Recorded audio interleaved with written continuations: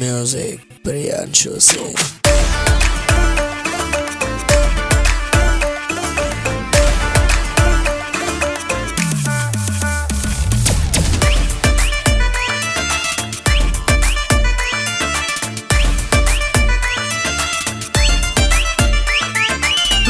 से अपना बजावेला सीटी गलिया में हमारे आके मजनू के भूत बचढ़ कपारे राख देला पगला के मेहर बनावे के खूब देखेला खइबा झाड़ू का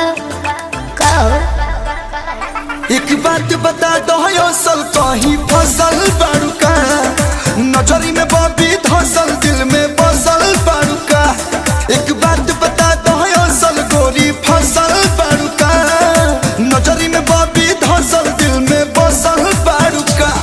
अरे वाह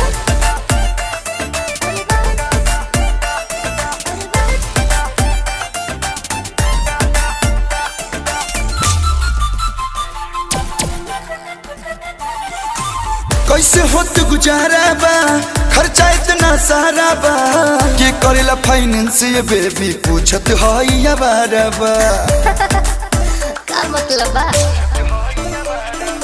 जान दे पर तुलल बड़ा पीछे हमरा झूलल बड़ा काम काज जगह जग बाबू काहे अपन भूलल बड़ा पागल लेखा भेस बनल बा पियल दारू का।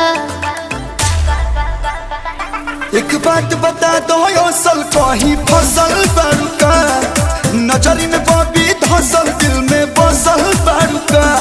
एक बात बता दो असल गोरी फसल बारू का नजरी में बबी धसल दिल में बसल बारू का।